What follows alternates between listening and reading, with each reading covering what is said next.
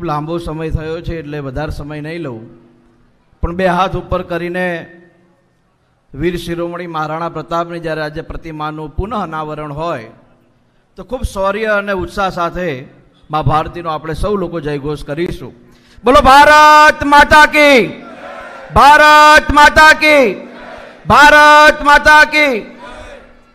આજે સેવા દિવસ અંતર્ગત વિઠલાપુર 4 રસ્તા પર વીર શિરોમણી મહારાણા પ્રતાપની પુનઃ પ્રતિમાના અનાવરણ પ્રસંગે તેમજ આપણા વિસ્તારની ભણવામાં ખૂબ હોશિયાર હોય અને આર્થિક રીતે સક્ષમ ન હોય એવા 5 વિદ્યાર્થીઓને સ્કોલરશિપ એનાયતના કાર્યક્રમમાં, આપણા વિસ્તારની અંદર આશા વર્કર અને આંગણવાડી બહેનોને સાડી વિતરણ કાર્યક્રમ, અને આ વિસ્તારની અંદર શિક્ષક તરીકે તો સેવા ભજવે જ છે પણ સાથે સાથે જનસેવાનું પણ કામ કરે છે એવા શિક્ષકોના સન્માન કાર્યક્રમમાં આપણી વચ્ચે આપણા આમંત્રણને માન આપીને પધારેલ વિશેષ મારે એમનો આભાર માનવો જોઈએ, કેમ કે આજથી 1 વર્ષ પહેલાં જ્યારે તત્કાલ આપણે આ સર્કલનું નિર્માણ કરેલું અને ત્યારે પણ આપણા આમંત્રણને માન આપીને અહીંયા પધારેલા ગુજરાત સરકારના પૂર્વ મંત્રી અને બનાસકાંઠા જિલ્લાના ભાજપના પ્રમુખ માને કીર્તિસિંહભાઈ વાઘેલા,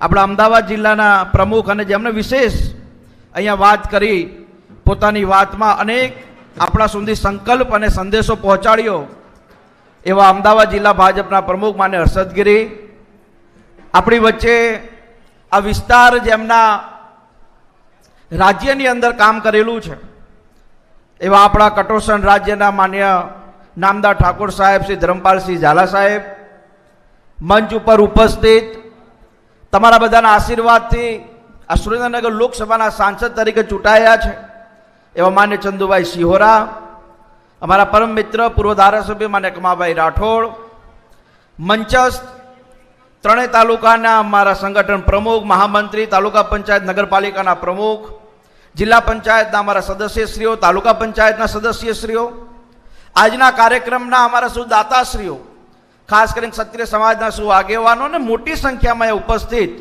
અમારા વડીલો, માતા બહેનો, આપ સૌનું આજના પ્રસંગે હું હૃદયથી હાર્દિક સ્વાગત કરું છું. અને આપ સૌનો આજે પ્રેમ અને ઉત્સાહ જોવા મળે છે તો નિશ્ચિત રૂપે આપનો પ્રેમ અને ઉત્સાહનું ઋણ ચૂકવવા માટે આ વિસ્તારની અંદર સતત બનતા તમામ સેવાના કાર્ય કરીશું. એનું પણ આજના કાર્યક્રમે આપ સૌને ખૂબ ખૂબ અભિનંદન સાથે વચન પણ અમે લોકો આપી રહ્યા છીએ.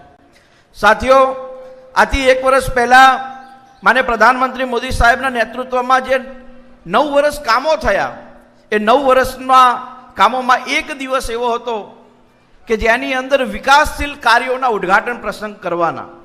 અને એ વખતે આપણને તત્કાલ વિચાર આવ્યો, અમારા વિઠલાપુરના અશોક ક્ષત્રિય યુવાન મિત્રો, માંડલ દેત્રોજના યુવાન મિત્રો સાથે વાત કરી કે ભાઈ આપણે વિઠલાપુર 4 રસ્તા ઉપર મહારાણા પ્રતાપની પ્રતિમા મૂકવી છે. એટલે એ વખતે બધાએ તત્કાલ 5-7 દિવસનું આયોજન હતું.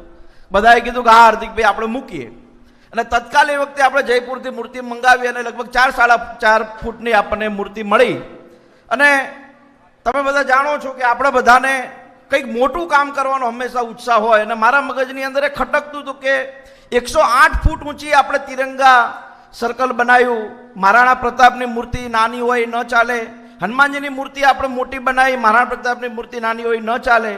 અને આજે આ જન્મદિવસનો પ્રસંગ એક નિમિત્ત છે, પણ એ જે અહીંયાથી નીકળી એટલે એમ થાય કે યાર મહારાણા પ્રતાપ ન હોત તો આ ભારતનું શું થયું હોત ને એની મૂર્તિ આવી નાની હોય એ ક્યારેય આપણને પોસાય નહીં. અને એટલા માટે આજે 20 તારીખે આપણે મહારાણા પ્રતાપની 15 ફૂટની મૂર્તિ સાથે આ ફરી એકવાર વિઠલાપુર 4 રસ્તા ઉપર આ પ્રતિમાનું આપણે પુનઃ અનાવરણ કરવા જઈ રહ્યા છીએ. તમને બધાને હમણાં પ્રતિમા આપણે ખુલ્લી મૂકીશું એટલે 2 વસ્તુ ખ્યાલ આવશે.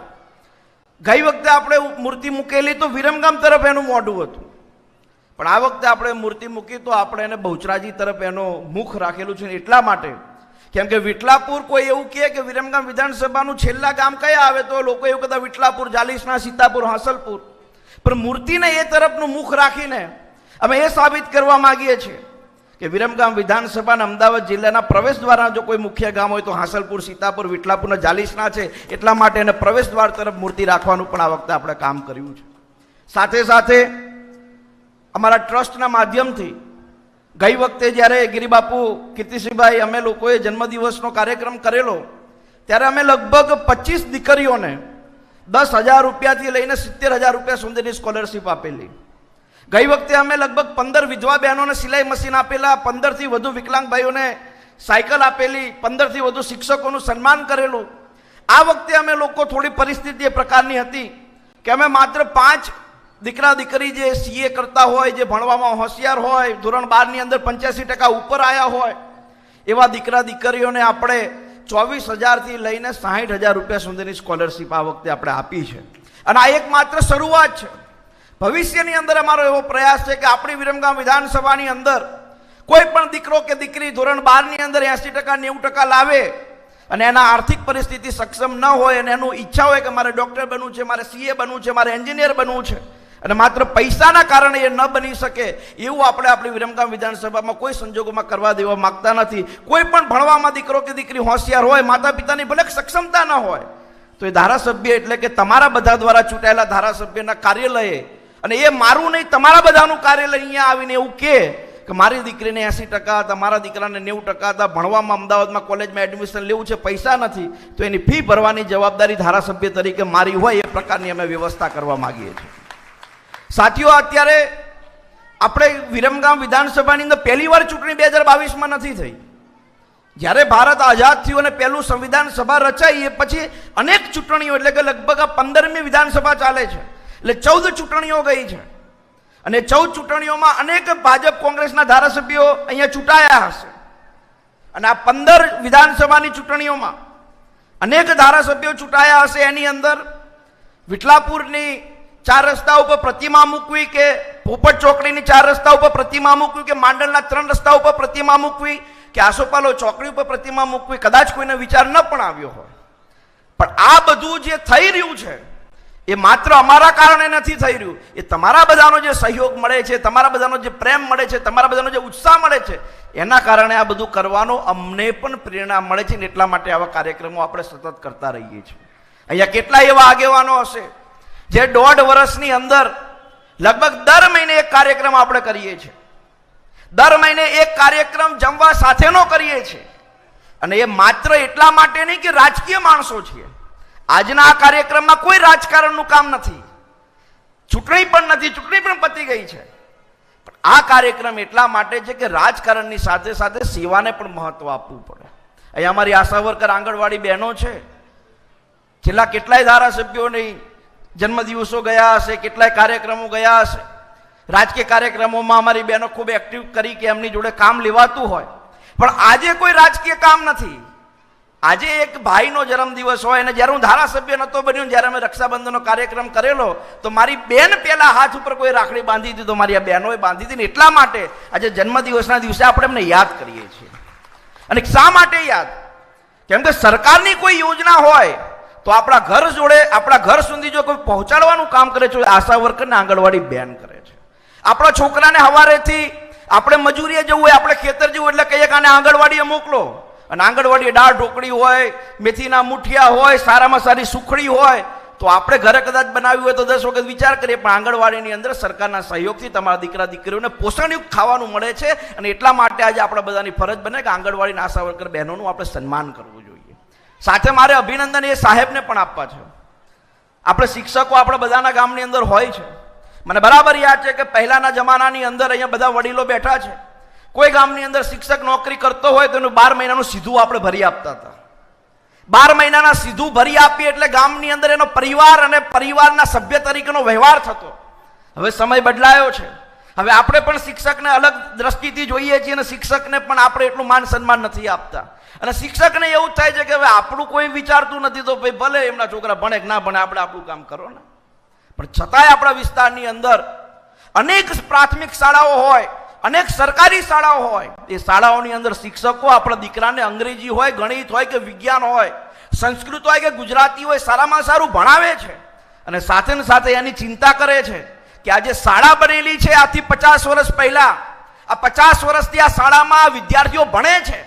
પણ આવતા 50 વર્ષ સુધી આવનારી પેઢી ભણે ને, તો આ શાળાની પણ ચિંતા શિક્ષકો કરે છે. અને લોકો જોડે ભીખ માગીને પણ એ શાળા સારી અને સુંદર બની રહે એના માટે કામ કરે છે. એવા 2 શિક્ષકનું આજે આપણે સન્માન કર્યું છે. આપણે એમને પણ તાલીઓથી સાથીઓ આજે વધાવવા જોઈએ.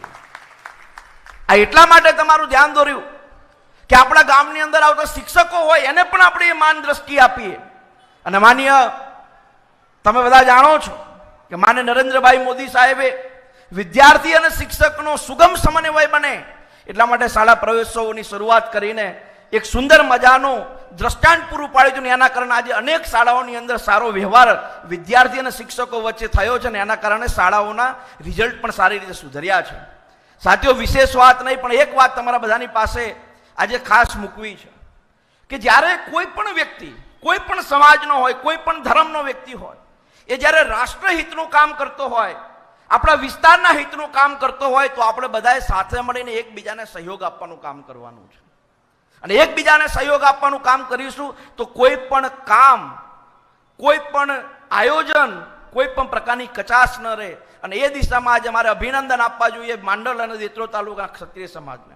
મેં જ્યારે એમને વાત કરી કે આ પ્રકારનું આપણે આયોજન કરવાનું છે, મને કીધું હાર્દિકભાઈ જન્મદિવસ તમારો છે, બધું અમે કરી દઈશું.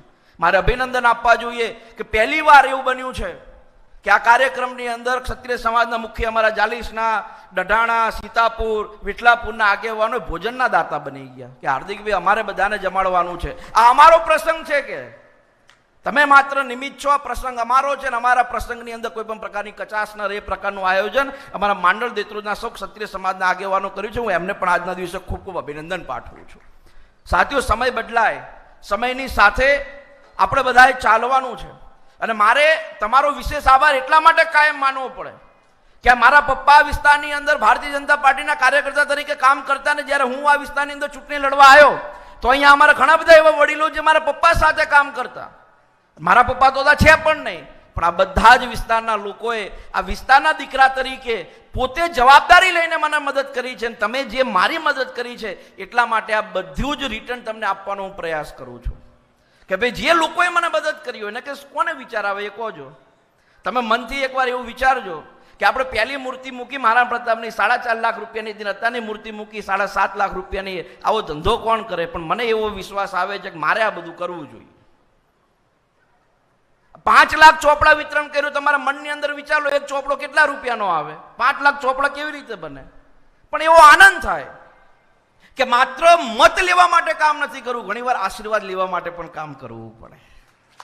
અને આ બધું કામ કરીએ તો તમારા આશીર્વાદ મળે, અને તમારા આશીર્વાદ મળે ને કદાચ 80 વર્ષ જીવી જઈએ તો બીજા 2-5 કામ વધારે કરી શકીએ. એટલે આજના દિવસે તમે બધાએ ખૂબ સંયુક્ત રીતે, તમે બધાએ ખૂબ પ્રેમ આપ્યો છે, તમે બધા ખૂબ સારી રીતે આજનો કાર્યક્રમ ઉજવ્યો છે. તો હું હૃદયથી તમારા બધાનો ખૂબ ખૂબ આભાર વ્યક્ત કરું છું. મંચસ્થ તમારા સંગઠનના સૌ હોદ્દેદારો અને વિશેષ રૂપે આપણી વચ્ચે જે આપણા આમંત્રણને માન આપીને છેક બનાસકાંઠાથી હતા, ત્યાં પેટા ચૂંટણી છે વાવની છતાં પણ કીર્તિસિંહભાઈ આવ્યા, હું એમનો પણ હૃદયથી આભાર વ્યક્ત કરું છું. માન્ય ધર્મપાલસિંહ ઝાલા સાહેબ જે આપણા નામદાર સાહેબ છે એ પણ ગઈ વખતે પણ આવ્યા હતા અને આ વખતે પણ વિશેષ પધારે, એમનો પણ હું ખૂબ ખૂબ આભાર વ્યક્ત કરું છું. માન્ય ચંદુભાઈ અને અમારા જિલ્લા પ્રમુખ માન્ય હર્ષદગીરી ગોસ્વામીજીનો પણ હું હૃદયથી આભાર વ્યક્ત કરું છું કે તમે બધા જ સમય કાઢીને અહીંયા આવ્યા. આપ બધા પણ અહીંયા આવ્યા છો. બધી જ વ્યવસ્થા બધા માટે થયેલી છે. સાડી વિતરણ 1800 આંગણવાડી આશા વર્કર બહેનોને આપવાની છે, અને એનું કામ આપણે જે તમારા CDHO હોય મિતાબેનને એ લોકોને અમે કામ સોંપેલું છે. એટલે તમે તમારી રીતે બધી જ બહેનોને અમારી ગિફ્ટ એમની જોડે પહોંચી જાય એવી હું આપ સૌને એક વિનંતી કરું છું. પુનઃ એકવાર આપ સૌ આવ્યા, મંચસ્થ સૌ આગેવાનોનો ખૂબ ખૂબ આભાર. અમારા માંડલ દેત્રોડ ક્ષત્રિય સમાજના સૌ મુખ્ય આગેવાનોનો હૃદયથી ખૂબ ખૂબ આભાર. પુનઃ એકવાર આપ સૌ અહીંયા પધાર્યા. જય હિન્દ, જય ભારત. ખૂબ ખૂબ આભાર હાર્દિકભાઈ.